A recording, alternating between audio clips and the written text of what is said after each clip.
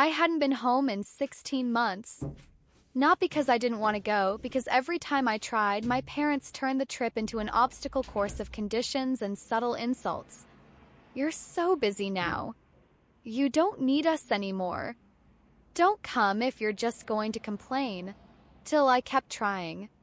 I kept picturing the house where I grew up, the smell of laundry detergent in the hallway, the sound of my dad's keys on the counter, my mom humming off-key while she cooked. I wasn't naive. I knew we weren't close. But I missed the idea of them. And I was tired of being the one who always reached out and always got punished for it. So when I finally got approved for a week off work, I booked the flight before I could talk myself out of it. I didn't even tell them immediately. I wanted the ticket to exist first, like proof that my life didn't depend on their mood. I texted Mom on a Tuesday morning, I'm coming home next month. I booked a flight. I'll be there Sunday through Saturday. Her reply came an hour later, no, that's a lot of days. I stared at the screen, already feeling that familiar pinch. I haven't visited in over a year. I thought a week would be nice. She left me on read for 6 hours. Then, Mom, we'll see. We have a lot going on. A lot going on. Their favorite phrase.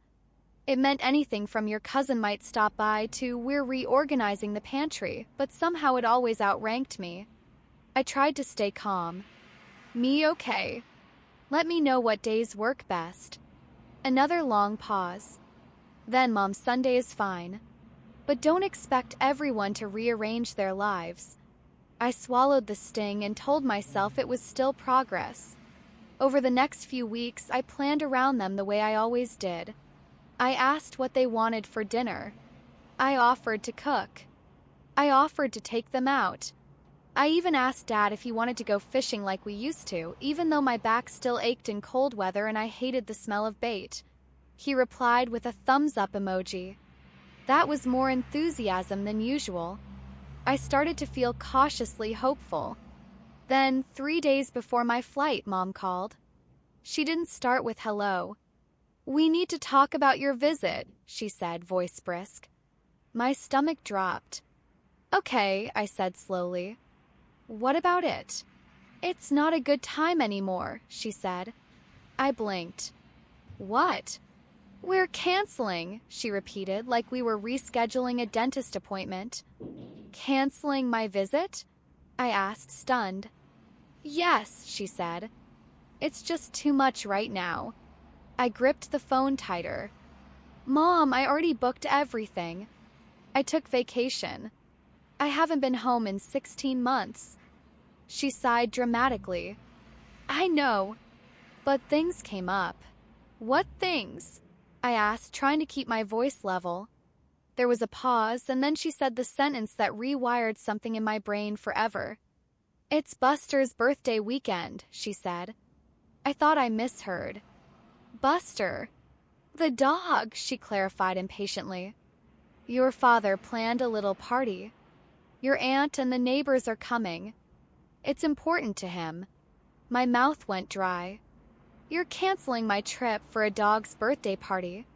Don't say it like that, she snapped. You always twist things to sound cruel. It is cruel, I whispered. No, she said, voice tightening. It's just, you're an adult. You can visit any time. But Buster turns 10 once. I felt heat rise behind my eyes. Not tears. Something sharper. So I don't matter, I said quietly. Oh my God, Anna, she groaned. Stop being dramatic. It's not about you not mattering. It is, I replied.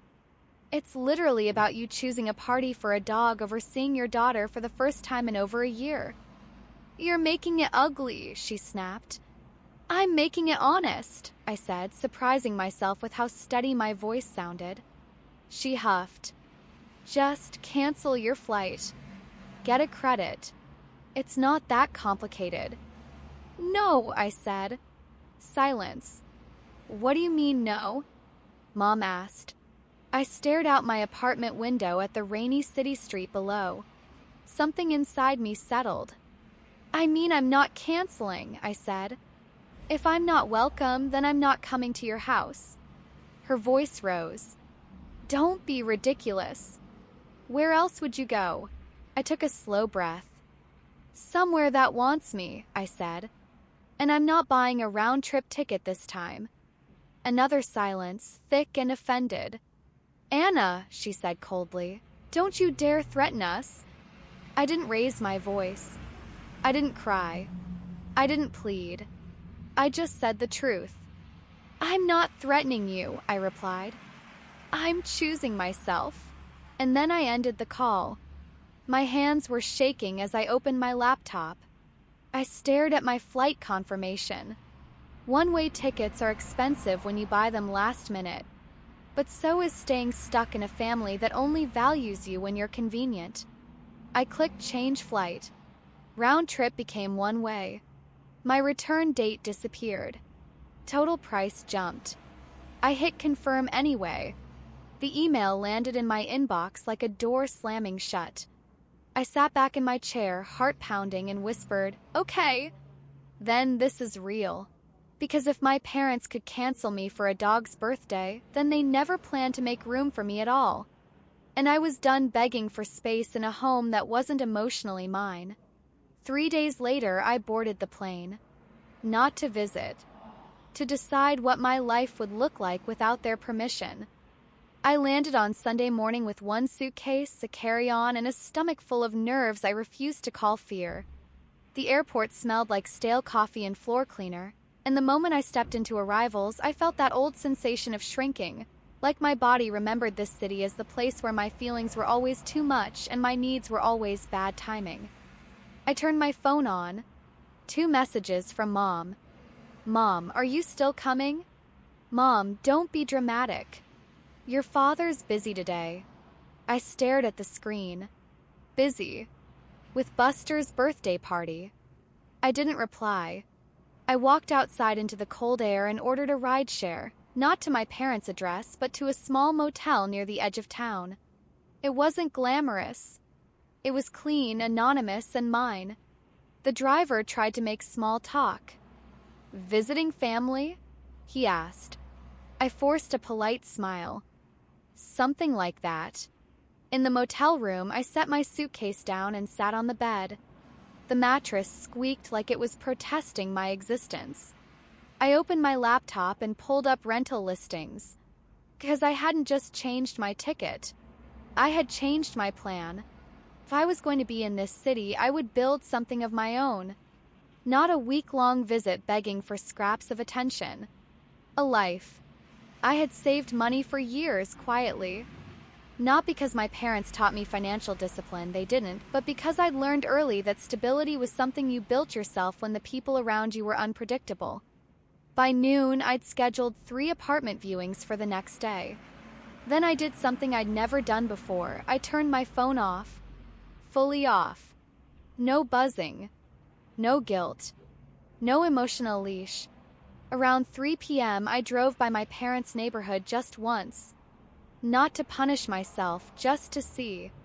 Their street looked the same. Trim lawns. Painted mailboxes. The house at the end with the maple tree. And there in my parents' driveway were balloons. Blue and yellow. A banner stretched across the porch that said, "Happy 10th birthday, Buster." I slowed the car, chest tight. I saw my dad carrying a folding table outside. I saw my mom arranging trays of food like it was Thanksgiving. I saw neighbors laughing. I saw my aunt taking photos. And I saw Laura, my older sister, standing in the doorway holding Buster like a baby, posing for pictures. It was so absurd I almost laughed. Instead, I felt something sharp and clear. They weren't busy. They were celebrating. They had energy, money, planning, joy. Just not for me. I drove away before anyone noticed my car. I refused to be the hidden spectator of my own rejection. That night, my phone turned back on automatically when I plugged it in. 6 missed calls. 3 from Mom, 2 from Dad, 1 from Laura. Then a text from Laura. "Laura, what the hell are you doing?" Mom's crying. I stared at it for a long moment, then set the phone down. I wasn't going to perform the role they assigned me, emotional caretaker, just because they were uncomfortable with the consequences of their choices. I went to sleep early. The next morning, I woke up to another flurry of messages. Mom, we didn't mean cancel like cancel. Mom, you're taking this too far. Dad, call me. This is getting out of hand. Laura, you're embarrassing the family.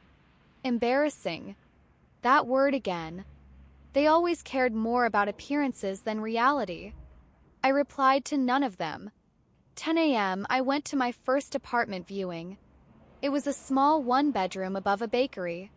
The air smelled faintly of cinnamon and sugar. The landlord was an older woman with sharp eyes and kind hands. You moving back to town? She asked. I hesitated. I'm starting over, I said. She nodded like she understood without needing details. The second apartment was brighter, closer to downtown. The third had a balcony and a view of a park. I didn't choose that day. I wasn't ready. But the fact that I could choose at all made my chest loosen. In the afternoon, I finally called my dad. Not my mom. My dad, because he was the quieter one, the one who avoided conflict by pretending it wasn't happening. He answered immediately. Anna, he said, voice strained. Where are you? I'm in town, I said calmly. Silence. Why? He demanded. Because I already booked the flight. And because you made it clear I wasn't welcome at the house. That's not true, he snapped. We just had plans. I laughed once, sharp. For Buster's birthday. He sighed like I was exhausting. It was important to your mother.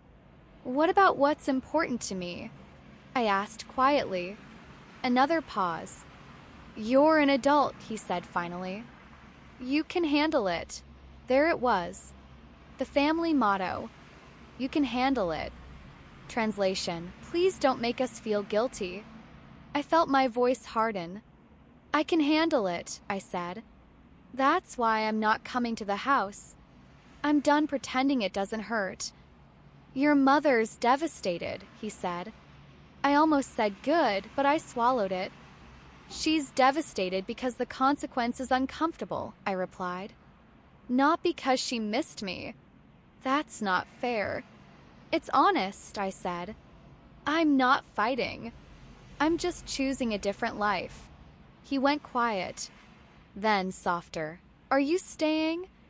I looked around the motel room, plain walls, cheap lamp, my suitcase half unpacked. And I thought about the cinnamon smell from the bakery apartment. I don't know yet, I said. But I'm not leaving on Saturday. He exhaled shakily. Your mother wants to see you. Then she can apologize, I said. Not for the dog party.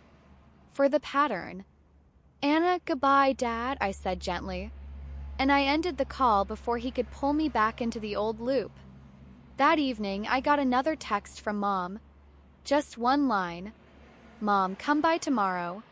We'll talk. No apology. No accountability. Just a demand dressed up as an invitation. I stared at it, and for the first time, I didn't feel compelled to obey. I felt something better, choice. And I decided if I went, it would be on my terms. I didn't sleep much that night. Not because I was terrified of seeing them, but because my mind kept replaying every version of the same scene I'd lived through my whole life. Me showing up hopeful, them acting inconvenienced, and me leaving with guilt clinging to my skin like smoke. But this time, something was different. This time, I wasn't arriving to beg. I was arriving to observe. To confirm. To decide. In the morning, I showered, put on jeans and a simple sweater, and tied my hair back. No makeup. No performance. If they wanted the perfect daughter version of me, they were too late. I drove to the house at 11:58 a.m., 2 minutes early because I'm still me and punctuality is my nervous habit. The neighborhood looked unchanged, but I felt like an outsider already. When I pulled into the driveway, I saw the last remnants of the dog party. A deflated balloon caught on a bush, an empty plastic bowl on the porch, a crooked banner still taped to the railing like a joke that refused to end. My stomach tightened. I walked up to the door and knocked once. Mom opened it instantly like she'd been standing there waiting. She smiled too brightly. "There you are," she said, as if we were meeting for brunch, not after a year and a half of emotional neglect. I stepped inside. The living room smelled like cleaning spray, kind she used when she wanted to erase evidence. "Hi," I said, keeping my voice neutral. Mom waved her hand dismissively. "You can take your shoes off or not, I just mopped." I didn't move. "Where's Dad?" I asked. "In the backyard," she said quickly. He didn't want to be in the middle. Of course he didn't. My father's lifelong strategy: disappear until the storm passes, then pretend the damage is mutual. Mom led me to the kitchen like she was guiding a tour. "Coffee?"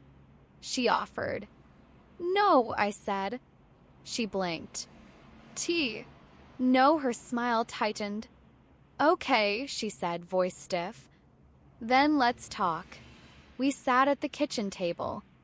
The same table where I'd done homework, cried silently into napkins, learned to swallow emotions whole. Mom folded her hands dramatically. "I'm not sure why you made such a huge thing out of this," she started. There it was, no apology, just accusation wrapped in confusion. I kept my face calm. "You canceled my visit," I said. 3 days before my flight. "We rescheduled," she corrected sharply. "For later." "For when?" I asked. She opened her mouth, then closed it. "You could have come another weekend," she said. "You know we've been busy." "Busy with Buster's birthday party," I said flat. Mom's eyes flashed. "Stop calling it that like it's some insult," she snapped. "Your father loves that dog." "I'm not insulting the dog," I replied. "I'm naming the priority." Mom leaned forward. "You always do this," she hissed. "You make everything about you." My chest tightened, but I didn't flinch. "This was literally about me visiting," I said. "And you canceled it," she scoffed. "You're an adult. You don't need constant attention." "I didn't ask for attention," I said. "I asked for 1 week. 1 week in 16 months. Her face hardened. "You want me to grovel because you decided to show up?" That word decided. Like visiting my parents was some arrogant choice, not a desperate attempt to maintain a relationship. I took a slow breath. "Mom," I said quietly, "did you ever actually want me to come?" She stared at me. Her eyes darted away. "Of course," she said too fast. "Then why didn't you make space?" She slapped her palm on the table. "Because life doesn't revolve around you." The sound echoed in the kitchen. I watched her hands. The slight tremor. The way she clenched and unclenched her fingers like she was fighting her own discomfort. I realized then, this wasn't about the dog. Never was. It was about control. It was about reminding me that I didn't get to set the terms. I didn't get to arrive and be welcomed. I had to earn it, prove I deserved it, and then accept crumbs gratefully. I sat back. "Okay," I said. Mom blinked. "Okay, what?" "Okay," I repeated calmly. "Thank you for confirming." Her voice rose. "Confirming what?" I looked her directly in the eye. "That you don't actually miss me," I said. "You miss the version of me that doesn't challenge you." Her face flushed. "How dare you?" A door creaked behind us. Dad came in from the backyard, wiping his hands on a towel, eyes already tired. "What's going on?" he asked. Mom pointed at me like I was a witness against her. "She's accusing us of not loving her," Mom snapped. Dad's jaw tightened. "Anna," he said, "don't do this." "Don't do what?" I asked. "Tell the truth." Dad sighed like I was a chore. We love you, he said, monotone. But you always make things so intense. Intense. Another word for inconvenient. I'm not intense, I said quietly. I'm finally honest. Dad rubbed his forehead. It was a dog party, he muttered. It wasn't personal. I looked at him. It's always personal when I'm the one being removed. Silence. Mom leaned back, crossing her arms.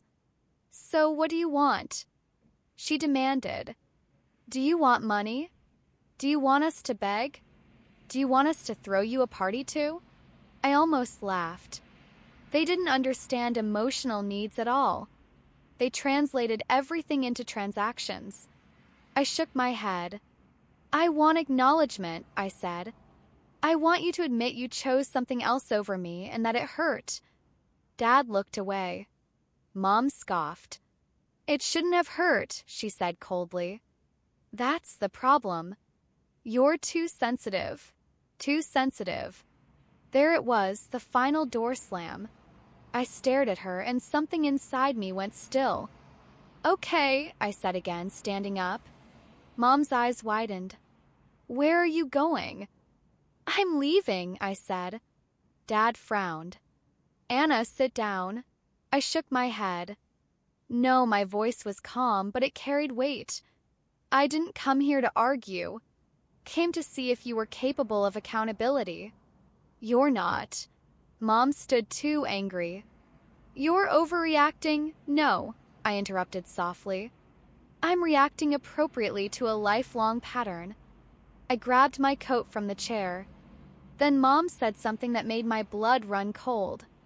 If you're going to act like this, she snapped, then don't bother asking us for help when you fail. Fail. Like my independence was something she was waiting to watch collapse. I turned slowly. I'm not asking you for help, I said. I'm building a life that doesn't require your permission. Dad's face tightened. Where are you staying? He asked. Not here, I replied. And as I walked toward the front door, I noticed something on the hallway wall, something new. A framed photo. Laura, Mom, Dad, and Buster sitting at the table with party hats. And in the corner under the photo, a caption written in Mom's handwriting, Our little family. My throat tightened. Little family. Without me. That was the real story. Not a scheduling conflict. Not a dog party. A choice. I opened the door and stepped outside. Cold air hit my face. And for the first time, I didn't feel like a daughter leaving home. I felt like someone exiting a place that never belonged to her in the first place. My phone buzzed as I walked to my car. A text from Laura. Laura, you really came to town and didn't even tell me? I stared at it. I hadn't told her. Not because I was punishing her. 'Cause I no longer assumed she cared. And then, as I slid into the driver's seat, another message popped up, from an unknown number. Unknown, I think you should know what your mom did with your old room. My stomach dropped. Because whatever it was, I could already feel it, the final push that would make my one-way ticket permanent. I sat in the car with the engine off, staring at that unknown text until the words blurred. I think you should know what your mom did with your old room. My stomach tightened so hard it felt like I'd swallowed a fist. There are certain sentences that don't need details to terrify you. Your body understands before your brain does. I typed back with shaking thumbs. Me, who is this? Seconds later, unknown, it's Jenna. From next door. I babysat you and Laura when you were little. I didn't want to get involved, but it's not right. My throat went dry. Jenna. I remembered her. She used to braid my hair on the porch and sneak me extra cookies when Mom was in a mood. She was one of the few adults who ever looked at me like I was a real person, not a problem to manage. Me, what did she do? The response took a minute. Then, Jenna. She turned your room into Buster's birthday room. Like a dog room. And she threw a lot of your stuff away months ago. I felt heat rush to my face, then cold. Dog room. My childhood bedroom. The space where I taped my first drawings to the wall. Where I hid under a blanket with a flashlight when Dad yelled. Where Grandma called me at night and whispered, "You are not too much." A dog room. I gripped the steering wheel until my knuckles ached. "Me, are you sure?" "Jenna, I'm sure." I saw her dragging boxes to the curb. "Your mom said you weren't coming back anyway." My breath left my lungs in a silent, choking exhale. Weren't coming back anyway. So this wasn't a sudden decision. It wasn't a scheduling issue. They had already written me out months ago. Canceled visit wasn't about Buster's party. It was about avoiding the moment I'd step inside and see I'd been replaced. I started the car and drove without thinking.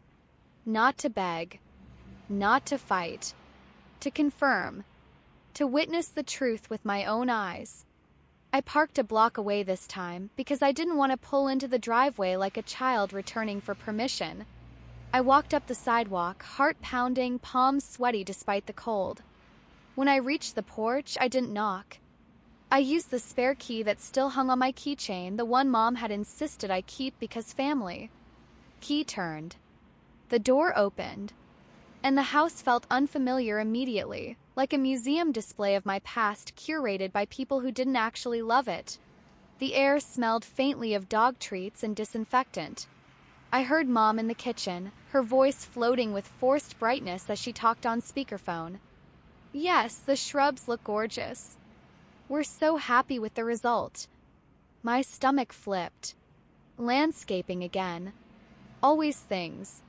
Always appearances. I moved quietly down the hallway. My feet knew the path like muscle memory, but my body felt wrong in the space, like I was trespassing in my own childhood.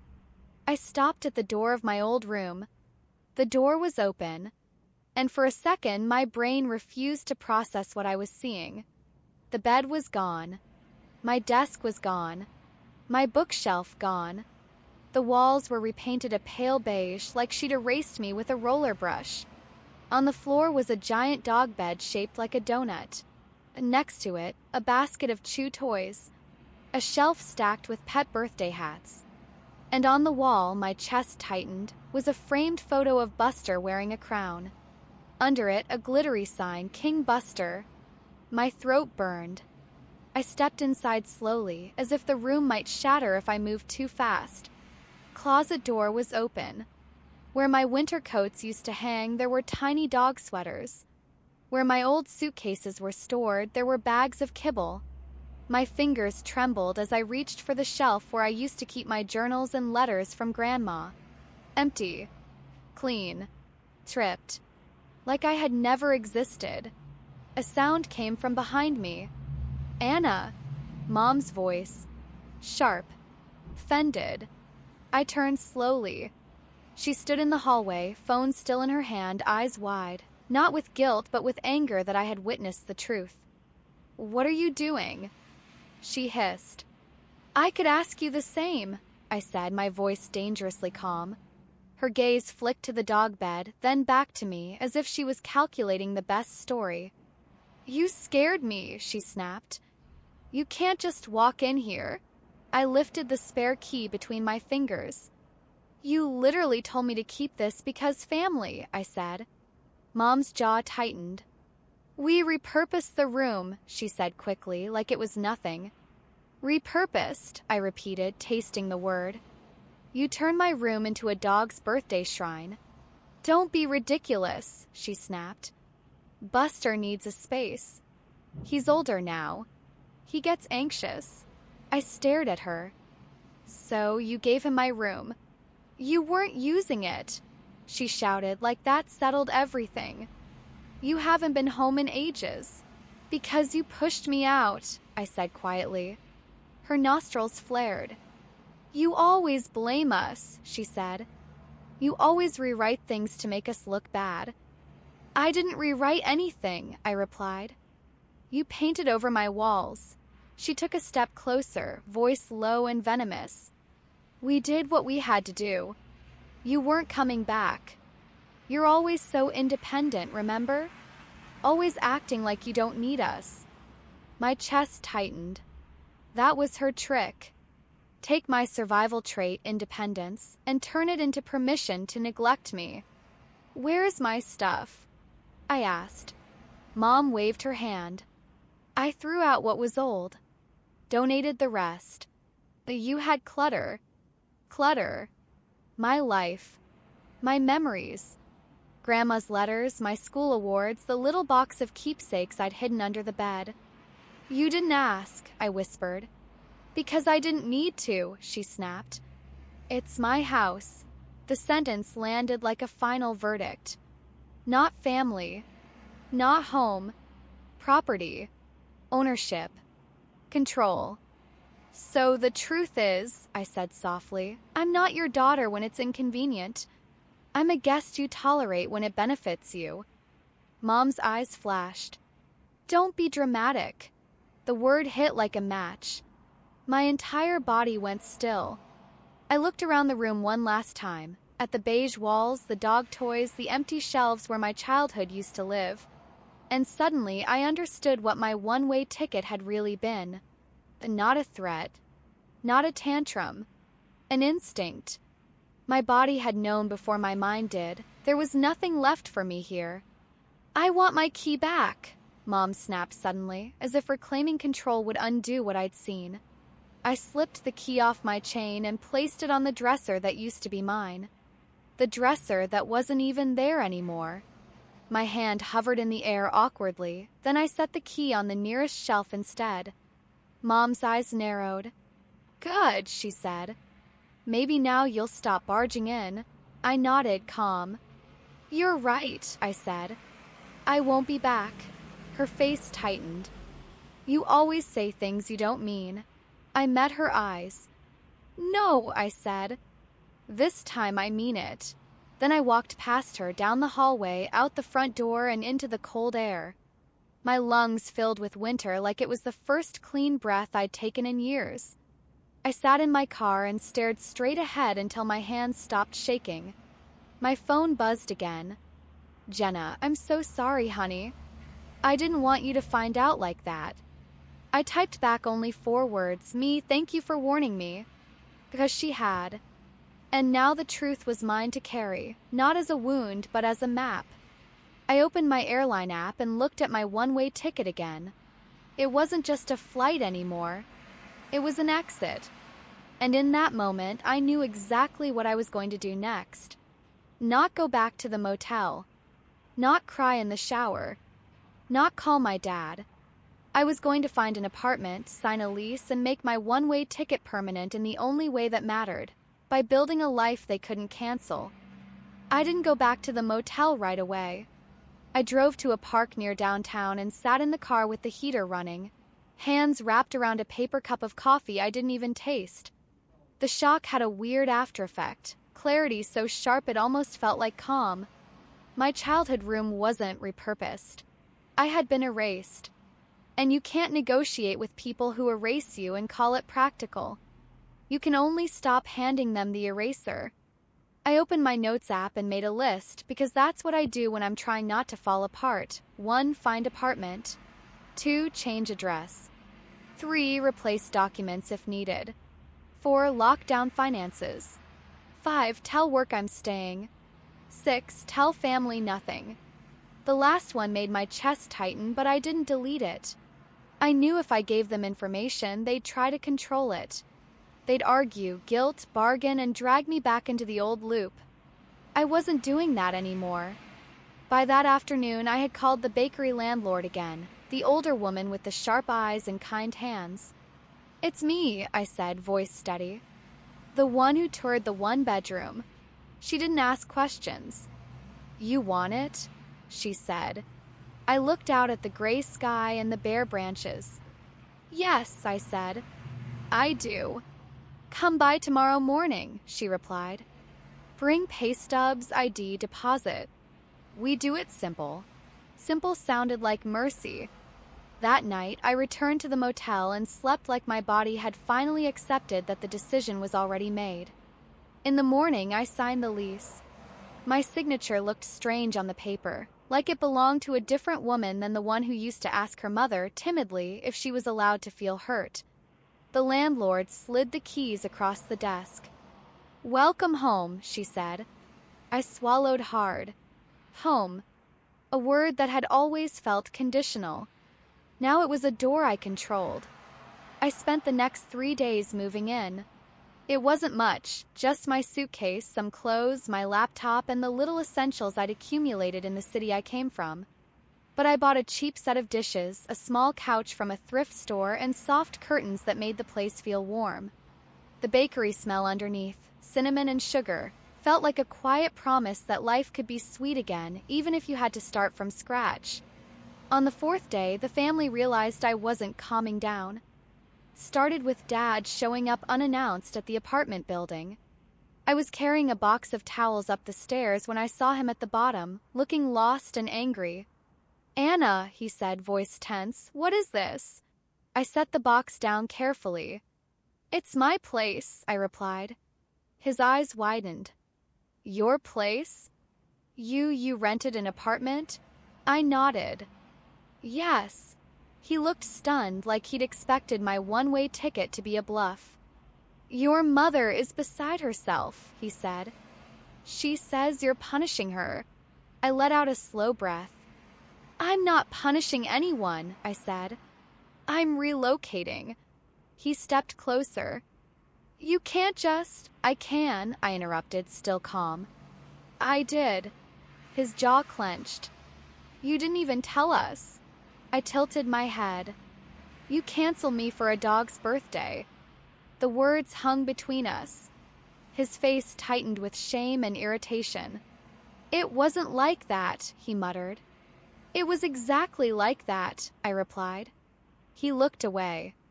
"Your mother didn't mean to hurt you," he said, softer. I kept my voice even. "She didn't mean to consider me," I corrected. Dad sighed, rubbing his face. "She's crying all the time," he said, as if that should change my mind. I nodded once. "She can cry," I said. "I cried alone for years." His eyes flashed. "That's not fair." I met his gaze. "It's not fair that she turned my room into a dog shrine and threw my things away." But fairness was never her goal. He flinched at the word shrine, like it sounded too ridiculous to defend. "She repurposed the room," he tried. I laughed quietly.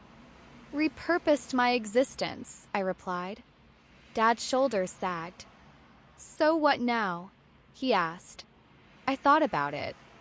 The old me would have offered a plan to fix it. A schedule. Compromise. A way to keep everyone comfortable. The new me said the truth.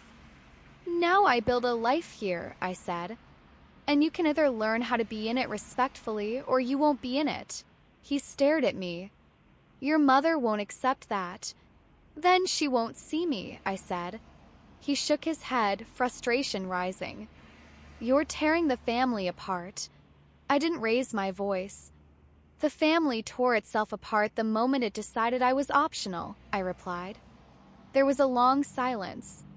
Then Dad said quieter, "She says you're doing this to embarrass her." I almost smiled. "She embarrassed herself when she chose public dog balloons over her daughter," I said. Dad's lips pressed tight. "So you're really staying?" I nodded. "Yes." He exhaled, defeated. "Your mother wants your key back," he said, as if that was the real priority. I stared at him. "Tell her she already took my room," I said. "She can keep the key too." Dad's face softened for a fraction of a second, like he finally saw the shape of what they'd done. "Anna," he said, "I don't know how we fix this." I picked up the box again. "You don't fix it," I said gently. "You own it." He didn't answer. He just stood there, watching me walk up the stairs into my new place like he was watching a door close that he'd assumed would always stay open. That evening, Mom called. I let it ring. She called again. I let it ring.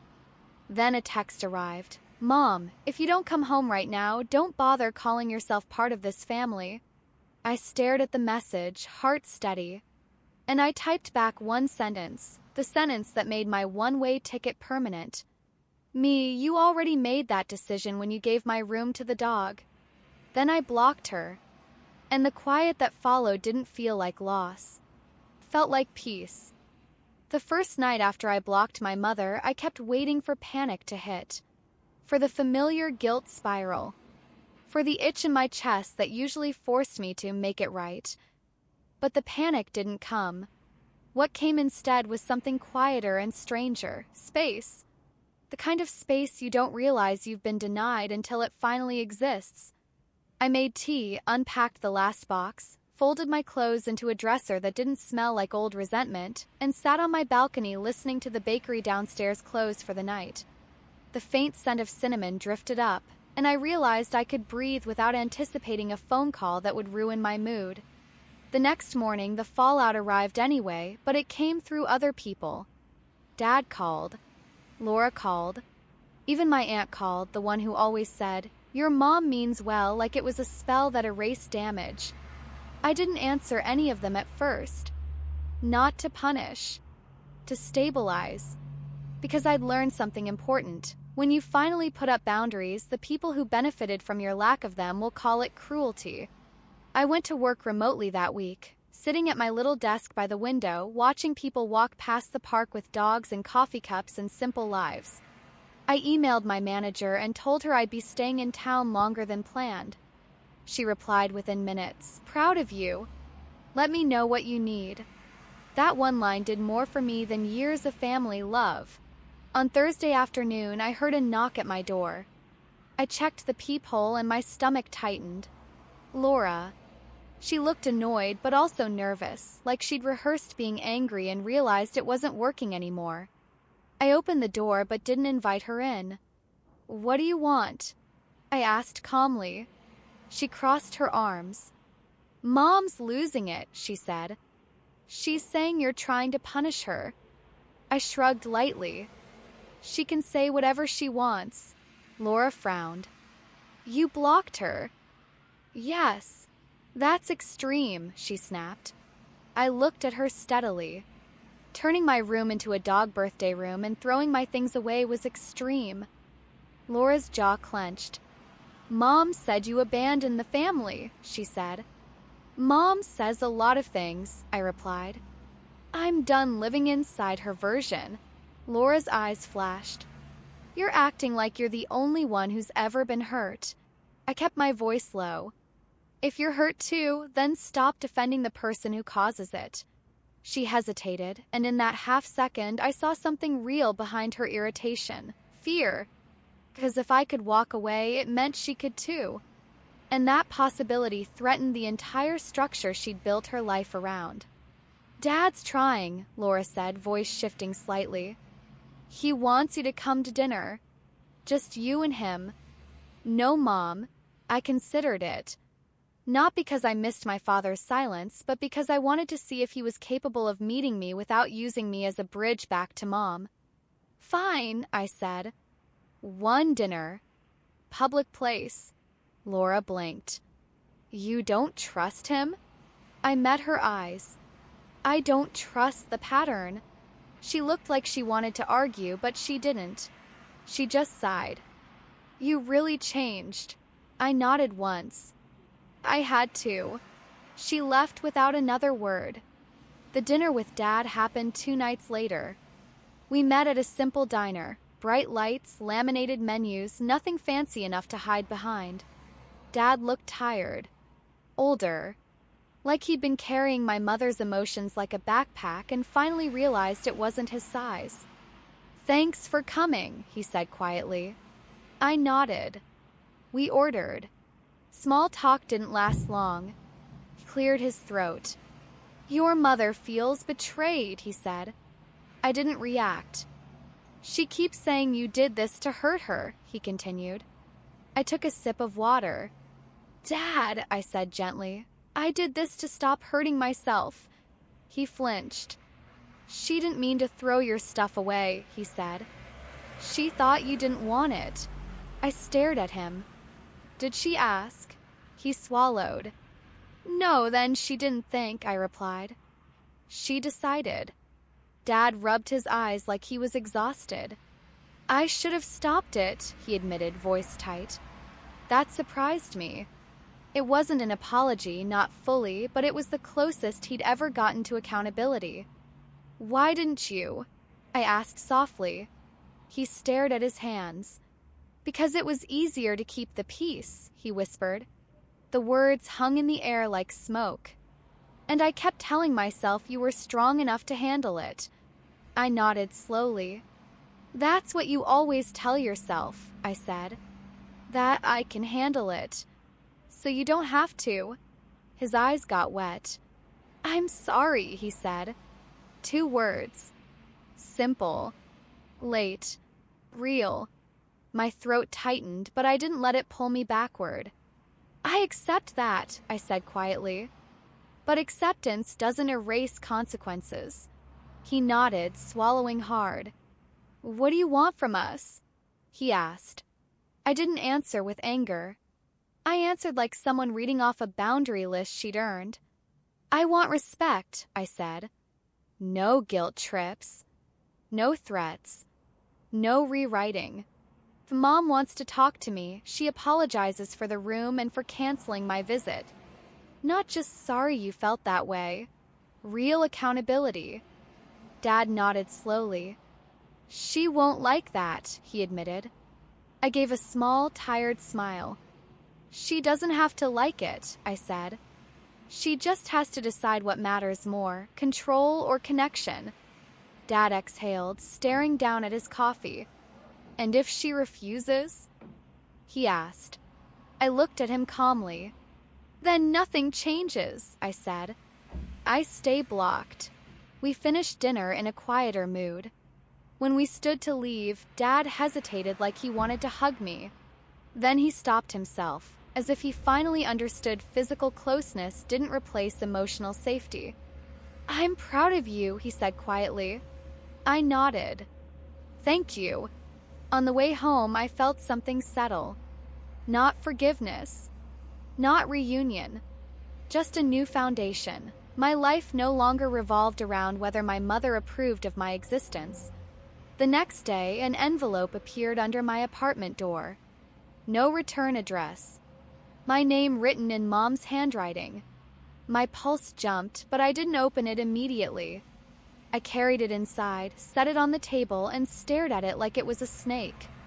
Because whatever was inside would tell me one thing, whether she was capable of taking responsibility, or if she was still choosing the dog over her daughter, even now. I didn't open the envelope right away. I made dinner first. I watered the one plant I'd bought because the landlord said a home needs something alive. I folded laundry. I answered 2 work emails. I did everything slowly, deliberately, like I was proving to my nervous system that this paper didn't control me. 'Cause it used to. A letter from my mother used to feel like a verdict. Guilty, ungrateful, dramatic, wrong. This time, it was just an object on my table. When I finally sat down, the apartment was quiet. The bakery downstairs had turned off its lights. The air smelled faintly sweet. I ran my thumb along the edge of the envelope. My name. Her handwriting. The same loops and sharp downstrokes that used to sign permission slips and birthday cards that felt like obligations. I took a breath and tore it open. Inside was not a letter at first. It was a photo. A glossy printed photo, like she'd gone out of her way to make sure it looked official. It was Buster, wearing that stupid little crown, lying on the dog bed in my old room. Under the photo in marker she'd written, "He loves it." My vision went white for a second, the way it does when your body registers cruelty as danger. I set the photo down carefully, like it might burn my skin. Under it was the actual letter. 3 pages. Neatly folded. I unfolded it and started reading. It began the way all her messages began when she wanted control back, as if she were the reasonable one and I was the problem she needed to correct. Anna, I don't understand why you're acting like this. Your father and I have done everything for you. We raised you, we fed you, we gave you a roof, and this is how you repay us? By blocking your own mother and making people think we're monsters? Monsters. She always used extreme words to make herself the victim. My throat tightened, but I kept reading. The room needed to be used. You haven't been home. You didn't even tell us you were coming. You just showed up like you owned the place and started accusing me of things. Buster is family too. Your father loves him. He's been there when you weren't. I stared at that sentence. He's been there when you weren't. As if I'd abandoned them. As if I wasn't pushed out. As if their neglect was my absence. The letter continued. You've always been emotional. You've always made things bigger. I don't know where you got this idea that everything is about feelings. Sometimes in life, you have to be practical. You have to move on. You can't cling to the past. Your old things were clutter. I donated what I could. Some items were damaged. It's not my job to store your childhood forever. My heart pounded. She still wasn't saying sorry. She was building a case. Evidence. A narrative designed to make her choices look like necessity. I flipped the page. If you want to be part of this family, you need to stop punishing us. Come home, apologize for your behavior, and we can put this behind us. But if you keep doing this, don't expect us to support you. We won't be manipulated. I am your mother. You don't get to set terms. There it was. The core. Not love. Authority. Control. I read the last lines twice because they were so blunt they almost felt unreal. You don't get to set terms. My hands started shaking. Not with fear. With rage so clean it felt like clarity. I folded the letter slowly and set it next to the photo. My apartment felt warmer than ever. Not because it was cozy, because it was safe from her. I sat there for a long time, breathing, letting the reality land. This letter wasn't an olive branch. It was a leash. And she'd sent it to see if I'd grab it. My phone buzzed at the exact moment I reached that conclusion. Unknown number. I let it ring, then a voicemail popped up. I pressed play. Mom's voice trembling, not with sorrow, with anger. I left you a letter, she said. You will read it and you will come to your senses. This has gone far enough. People are talking. Your father is stressed. Your sister is embarrassed. And you are acting like a child. Call me back. She inhaled sharply, then delivered the final line like a threat disguised as truth. If you don't come home, you are not welcome at Christmas. I laughed, quietly, bitterly, alone. 'Cause she still thought exclusion was power. She still thought she could punish me by taking away a home that had already been taken. I looked at the key ring on my counter. The spare key was gone. Connection was already cut. There was nothing left to threaten. I opened my laptop and did something I'd been avoiding. I changed my address officially. Bank. Employer. Medical. Everything. I wasn't taking a break. I was building permanence.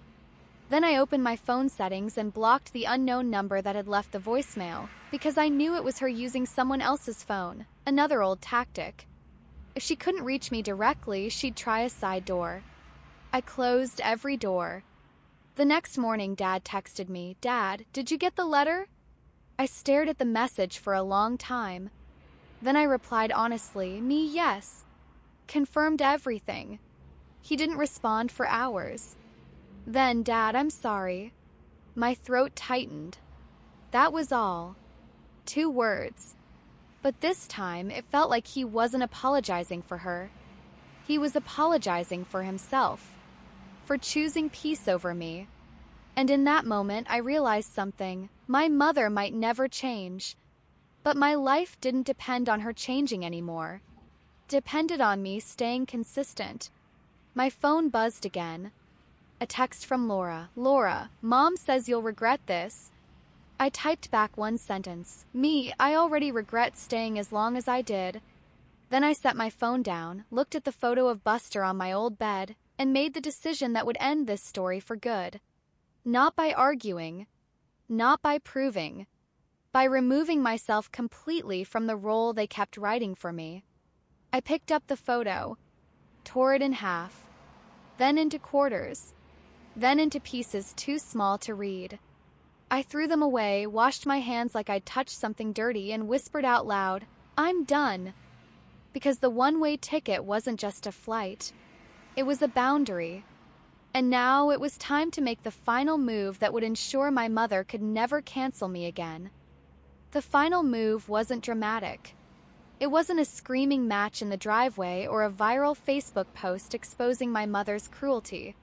It was paperwork, silence, consistency, the kind of revenge that looks boring to outsiders but feels like freedom to the person who's been trapped. I spent the next week doing things that would have sounded small to my old self and revolutionary to my nervous system. I opened a new bank account in my name only. I moved my savings. I updated every password, email, cloud storage, phone plan, everything, because my mother used to know all my security answers the way she knew all my weaknesses. I requested copies of my birth certificate and important documents. I replaced what I needed. I locked down my credit. I didn't do it because I was paranoid. I did it because control doesn't always come with fists. Sometimes it comes with access. And I was done granting access. Then I made my apartment real. I bought a small rug, a plant that wasn't dying, a second set of sheets. I hung one framed photo, just one, of myself at 22, laughing with my hair whipped by wind, because I wanted to remember the version of me that still believed she deserved joy. The night I finished setting everything up, I sat on my balcony with tea and watched the park lights flicker on. The air was cold and clean. I felt calm in a way I hadn't felt since childhood, before I learned to anticipate my mother's moods. 2 days later, the next attempt at control arrived. Came through Dad. He called. I answered because I'd promised myself I wouldn't punish him for finally waking up. "Hey," he said, voice careful. "Your mom wants to come by." My stomach didn't drop this time. Stayed steady. "No," I said calmly. He sighed. "She says she just wants to talk." "She doesn't want to talk," I replied. "She wants to reset the terms." He was quiet for a moment. "She's saying if you don't come home for Christmas, she'll tell everyone you abandoned the family." I almost smiled. "Let her," I said. Dad exhaled sharply, like he'd been holding his breath for an answer that wouldn't require him to manage her reaction. "She's very upset," he said. "I know," I replied gently. "But being upset doesn't make her right."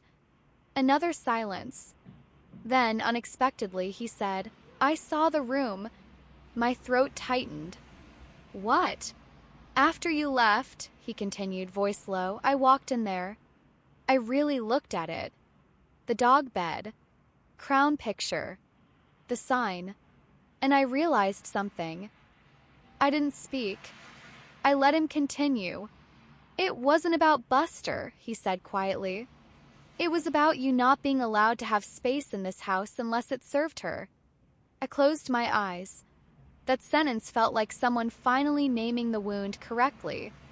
"I should have stopped her," he said. "And I didn't. I'm sorry." I inhaled slowly. "Thank you for saying that," I replied. "I don't know what to do now," he admitted. I stared at the city lights, steady.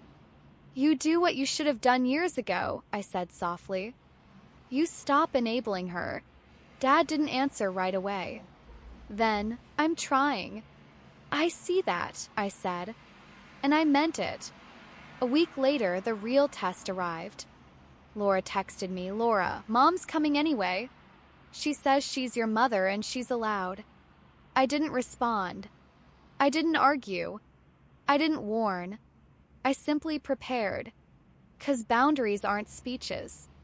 They're actions you repeat. That afternoon, there was a knock at my door. Then another. Then pounding. I checked the peephole. Mom. Red-faced. Furious. She was holding a bag like she'd brought gifts as a weapon, proof she was a good mother. My heart stayed steady. I didn't open the door. I spoke through it calmly. "You need to leave." "Open this door," she snapped. "We're not doing this childish game." "It's not a game," I said evenly. "It's a boundary." She laughed bitterly. "You don't get to set boundaries with your mother." I felt a strange, quiet sadness. Not because she said it, 'cause she truly believed it. "Yes," I said, voice calm. "I do." She slammed her palm against the door. "You're humiliating me." "You humiliated yourself," I replied. Silence. Then her voice dropped into that sharp, manipulative softness she used when she wanted to sound reasonable. "Anna, sweetheart, just let me in. I brought you some things. We can talk. We can fix this." Fix. The word she used when she wanted everything to go back to the way it benefited her. I took a breath. "Did you bring an apology?" I asked. Pause was long. Then she snapped, "I have nothing to apologize for." My chest tightened, but my voice stayed steady. "Then we have nothing to talk about." Her breathing turned ragged, angry. "If you don't open this door right now," she hissed, "I will tell everyone what you really are. Ungrateful. Cold. Broken." I almost laughed because she still thought names were power. I leaned closer to the door and delivered the final sentence like a lock clicking shut. "Tell whoever you want," I said quietly. "The people who love me won't need your version." Then I did something that would have terrified old me. I called the building manager. Not the police. Just the manager. Calm, practical step. 10 minutes later, my mother was asked to leave the property. She screamed. She cried. She told the manager she was being abused by her own daughter. The manager didn't react. He simply repeated the rule: unauthorized guests must leave. Mom stormed off, humiliating herself in a hallway full of strangers exactly the way she feared, but not because I attacked her. Because she couldn't control the narrative in public.